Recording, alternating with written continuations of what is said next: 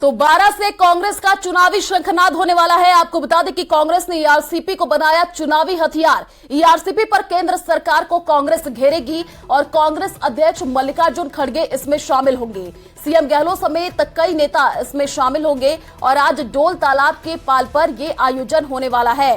तो इस वक्त की ये बड़ी जानकारी आपको देना है। 12 से देखिए कांग्रेस का चुनावी शंखनाद होने वाला है और सीएम गहलोत समेत कई नेता शामिल होंगे। आज डोल तालाब के पाल पर यह आयोजन होने वाला है। तो इस वक्त की ये बड़ी जानकारी, कांग्रेस ने ईआरसीपी को चुनावी हथियार बना लिया है और इसी को लेकर के देखिए ये लगातार अब जो तस्वीरें सामने आ रही हैं उसमें ये देखने को मिल रहा है कि कांग्रेस अब ईआरसीपी को एक बड़ा मुद्दा बनाती हुई नजर आ रही है और ईआरसीपी पर केंद्र सरकार को कांग्रेस घेरेगी। मल्लिकार्जुन खड़गे प्रदर्शन में शामिल होने वाले हैं। तो इस वक्त की ये बड़ी जानकारी आपको दे रहे हैं। सीएम गहलोत समेत कई नेता इसमें शामिल होंगे।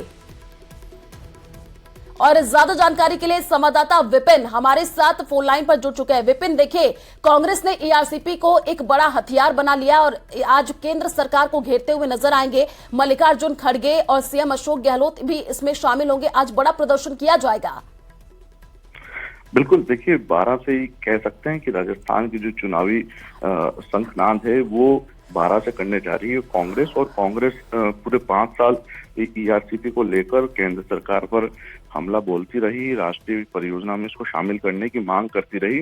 और ये 13 जिलों में ये योजना शामिल है और 13 जिलों को, किसानों को, वहाँ के रहने वालों को पीने का पानी और सिंचाई का पानी, ये दोनों चीजें मिलनी है। तो एक बड़ा फायदा राजस्थान के उन 13 जिलों को मिलने वाला है इस ईआरसीपी का। और यही है कि इन 13 जिलों के लोगों को अपनी ओर बड़ा वोट बैंक नजर आ रहा है। ऐसे में ये जो है अब ये चुनावी समय में इसको एक बड़ा फिर से एक मुद्दा जिंदा किया जा रहा है। और इसी को लेकर आज 12 के जो शहर में है डोल तालाब है, उसके जस्ट पास में पाल है और पाल पर ये एक सभा की जाएगी। टेंट वगैरह काम अंतिम चरण में, रात तक तैयारियां चली है। और यहाँ जो है मंत्री प्रमोद जैन भाया द्वारा इस कार्यक्रम को आयोजित किया जा रहा है। पूरे कार्यक्रम को लीड किया जा रहा है। यहाँ राष्ट्रीय अध्यक्ष कांग्रेस के मल्लिकार्जुन खड़गे के अलावा मुख्यमंत्री अशोक गहलोत, प्रदेश प्रभारी सुखविंदर सिंह रंधावा, बिल्कुल विपिन, देखिए लगातार ईआरसीपी का मुद्दा कांग्रेस उठाती रहती है और 12 से ही आज इसकी चुनावी शंखनाद किया जाएगा। 12 ही जगह क्यों चुनी गई है, इसको लेकर के क्या अपडेट आपके पास, इसके पीछे की क्या सियासी मायने निकाले जाए? देखिए 12 में यहाँ पर आदिवासी क्षेत्र है ही सही, ग्रामीण एक इलाका है पूरा। और इस 13 जिलों में ईआरसीपी में 12 और कोटा का जो बॉर्डर है वहाँ पर बनाया जा रहा है पार्वती पर नौनेरा बांध। और ये ईआरसीपी प्रोजेक्ट में ये 12 जिला शामिल है। ऐसे में उन सभी 13 जिलों में यहाँ के बाद 12 के बाद उन सभी 13 जिलों में जनसभाएं होगी। कांग्रेस की इसी तरह विशाल जनसभाएं होंगी और उन सभी 13 जिलों में जाकर कांग्रेस ईआरसीपी के मुद्दे को फिर से जिंदा करने वाली है, लोगों को अपनी ओर आकर्षित करने वाली है।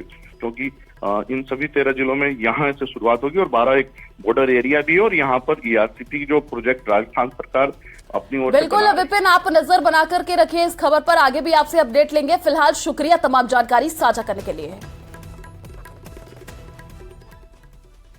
तो बीजेपी एमपी फॉर्मूले को राजस्थान में लागू करने के बाद अब जब आज कांग्रेस की एमपी में पहली लिस्ट देखिए कल ही जारी हुई, उसमें कई हारे हुए प्रत्याशियों को फिर से मौका दिया गया है। तो ऐसे में चर्चाएं है कि अब कांग्रेस भी एमपी के फॉर्मूले को राजस्थान में लागू कर सकती है। देखिए रिपोर्ट।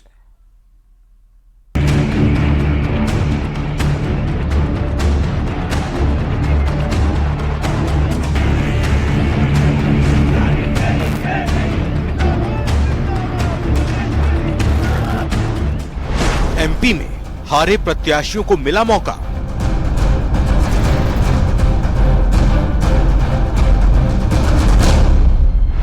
कांग्रेस का फॉर्मूला राजस्थान में होगा लागू। जीत ही टिकट का पैमाना। मध्य प्रदेश और छत्तीसगढ़ के लिए कांग्रेस ने प्रत्याशियों की पहली सूची जारी कर दी है। ऐसे में माना जा रहा है कि कभी भी अब राजस्थान के कांग्रेस प्रत्याशियों की सूची जारी हो सकती है। एमपी में कांग्रेस ने कुछ ऐसे चेहरों पर दांव लगाया है जो पिछले चुनाव में हार गए थे, जिसके बाद कयास लगाए जा रहे हैं कि कांग्रेस का यह फॉर्मूला राजस्थान में भी देखने को मिल सकता है। टिकट जारी होने से पहले कांग्रेस के नेता इस फॉर्मूले की ओर इशारा भी कर चुके हैं। पार्टी ने तय किया है कि कोई भी प्रत्याशी भले ही 2-3 चुनाव हार भी गया हो, लेकिन इस बार अगर उसके प्रति जनता में सहानुभूति है तो उसे टिकट देने में पार्टी को कोई ऐतराज नहीं है। हारने वालों के टिकट काटे तो क्या होगा? 24 से ज्यादा नेताओं के राजनीतिक भविष्य पर तलवार लटक जाएगी। कई पूर्व मंत्री और पूर्व विधायक भी टिकट पाने से वंचित रह सकते हैं।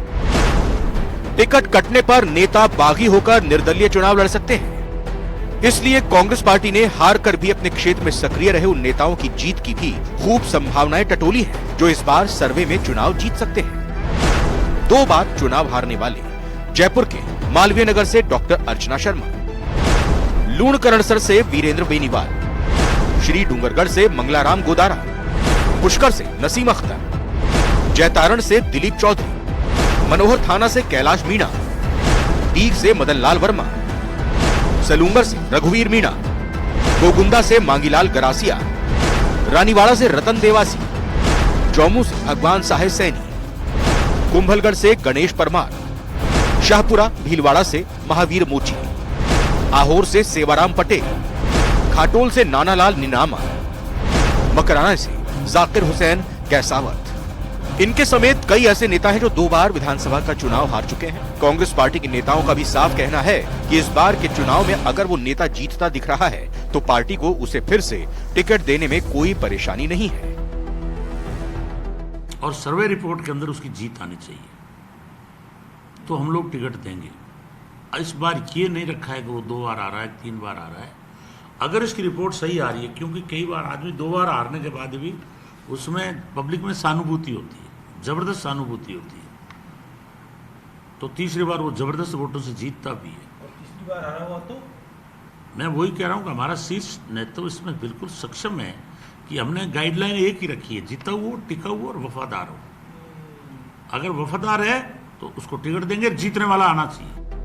अगर लगातार हारे हुए प्रत्याशियों को कांग्रेस ने टिकट से नवाजा तो इस पर बवाल भी मचना तय है। पार्टी के सामने बगावत से निपटने की चुनौती होगी, साथ ही टिकट के उन दावेदारों की उम्मीदें भी टूटेंगी जो टिकट तय मानकर चल रहे थे।